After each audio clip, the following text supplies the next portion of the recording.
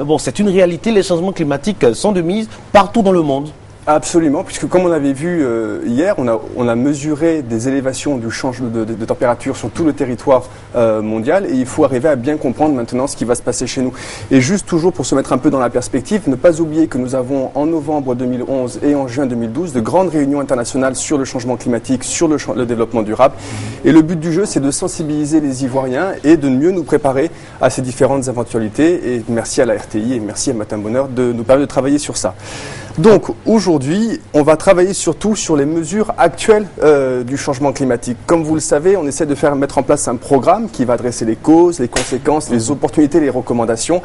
Mais le plus important, c'est déjà de commencer par remercier ceux qui nous donnent toutes ces informations. Car la recherche scientifique ivoirienne, rien de ce que vous verrez aujourd'hui ne serait disponible si nos chercheurs, si nos scientifiques n'étaient pas sur le terrain.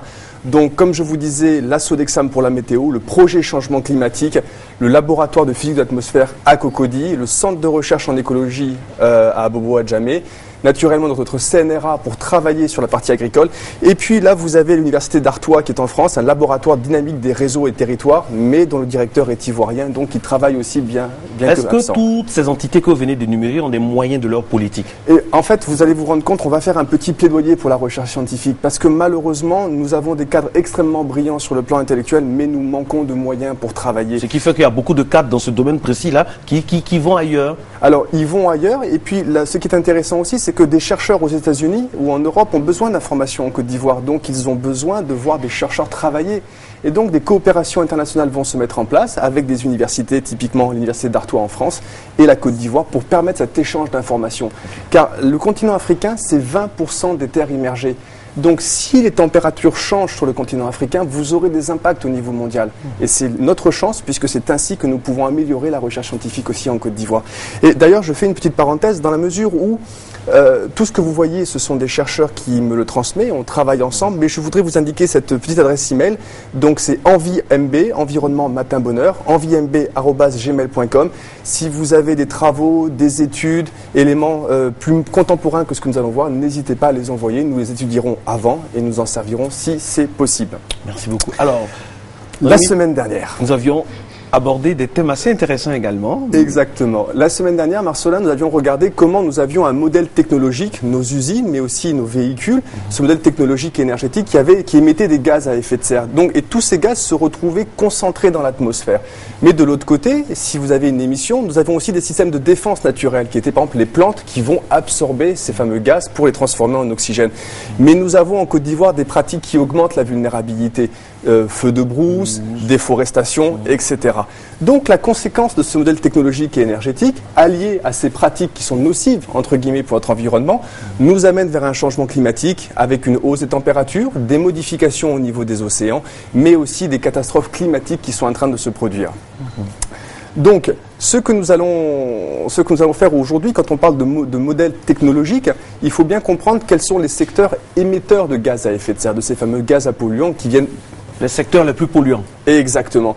Et vous voyez que nous avons 28% de ces gaz d'origine production énergétique, principalement le pétrole, le gaz, etc. Vous voyez encore 34% d'origine dans le transport, et donc c'est toujours le pétrole qui est responsable. Donc vous voyez un petit peu à quel point l'énergie est importante dans pratiquement la moitié du cercle. Au niveau mondial, pratiquement la moitié. Donc c'est pour ça qu'on se concentrera beaucoup sur la question énergétique, mais vous voyez bien entendu nos bâtiments, nos résidences, les industries, l'agriculture, ça nous intéresse en Côte d'Ivoire, l'agriculture émet des gaz à effet de serre, le secteur forestier et aussi des questions au niveau de l'eau et des déchets.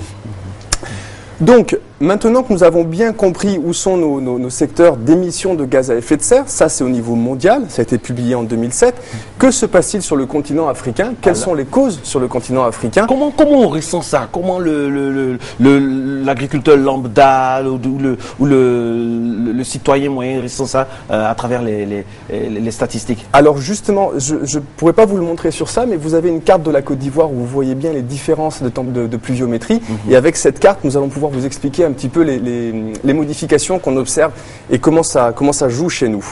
Mais toujours pour rester sur les causes, avant d'arriver à la partie conséquences que vous appelez, toujours pour rester sur les causes, vous voyez bien qu'en Côte d'Ivoire, excusez-moi, sur le continent africain, mais ces chiffres sont aussi valables pour la Côte d'Ivoire, l'agriculture l'usage de nos sols et l'énergie sont les trois principales causes qui nous amènent à avoir ce qu'on appelle des émissions de gaz à effet de serre. Mais la grande différence entre le continent africain et l'Europe ou les États-Unis, c'est que nos émissions sont faibles. Donc aujourd'hui, le continent africain émet des gaz à effet de serre, mais si nous travaillons nos forêts, si nous utilisons le potentiel de nos forêts, nous pouvons devenir des absorbeurs de gaz à effet de serre. Bref, l'Afrique pollue moins. L'Afrique pollue moins et l'Afrique est un élément indispensable pour absorber tous ces gaz avec les forêts telles que nous avons à Taï, mais aussi le bassin du Congo, puisque ces forêts vont absorber les gaz à effet de serre. Donc à nous de savoir valoriser nos forêts pour être capable de dire, messieurs, nous pouvons aider la planète. Aidez-nous à vous aider. Okay. Donc, naturellement, quand on regarde la planche suivante, ce qui est le plus passionnant pour nous dans cette histoire, c'est quoi? C'est que on a nos émissions de gaz à effet de serre, mais surtout, on a les impacts qui sont associés. Mais c'est dans ces impacts que nous allons chercher les opportunités, que nous allons chercher les solutions. Parce que les conséquences ne sont que le miroir des causes. Regardez, on a un problème d'agriculture et on va avoir un impact ici aussi sur l'agriculture.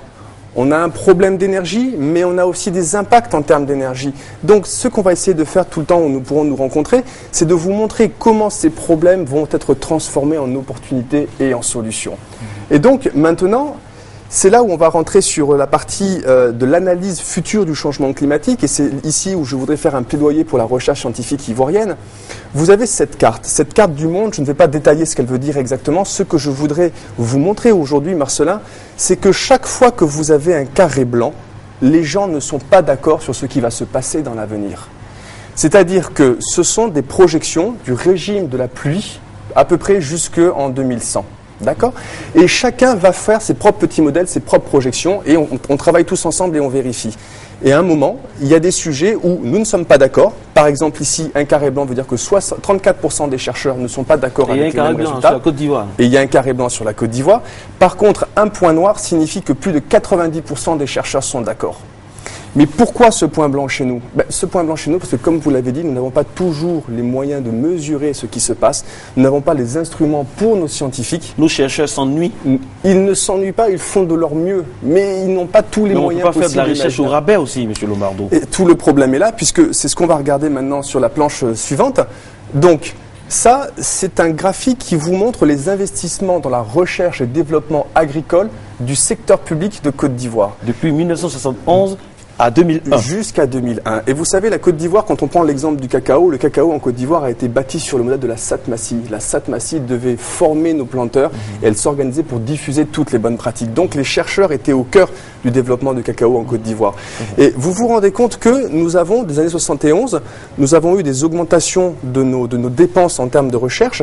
Mais vous voyez ici qu'à partir de 1981, souvenez-vous, c'était le début de la grande crise économique. Conjoncture. Exactement. En 1981, nous avons commencé à avoir une baisse progressive des investissements dans la recherche. Par contre, nous avons continué à investir dans le recrutement de nos chercheurs. Jusqu'aux années 90-91, on arrivait à ce qu'on appelle les fameux plans d'ajustement structurel. À cette époque-là, nous avons aussi dû diminuer le nombre de chercheurs. La conclusion, c'est quoi? C'est que le nombre de chercheurs a baissé, les investissements dans la recherche scientifique ont baissé et aujourd'hui, nous sommes pratiquement à 0,5% du PIB ivoirien investi dans la recherche. C'est peu. Un pays comme la Corée a mis 13% dans la recherche. La Corée du Sud était plus pauvre que nous après les indépendances. 1940. 1940. Aujourd'hui, c'est la 13e puissance mondiale. Donc, c'est pour ça que la recherche scientifique va être importante. Maintenant, Marcelin, on va essayer de regarder ce que nous avons constaté comme évolution environnementale, ce que nous avons constaté comme évolution climatique en Côte d'Ivoire. Et l'un des grands éléments, il ne faut pas simplement regarder ce qui va causer ces fameux gaz polluants. Ce qu'il faut aussi que nous regardions, Marcelin, c'est notre propre défense. Et vous le savez, les forêts sont notre premier rempart contre la désertification. Absolument.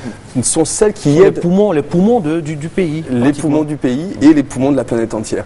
Donc là, vous avez une carte. Dans tous les points verts, ce sont nos belles forêts primaires que nous avions. 1955. 1955, Marcelin. Et regardez cette carte en 1988. Très clairsemée. Très clairsemée. Et en plus, vous voyez bien les boucles du cacao.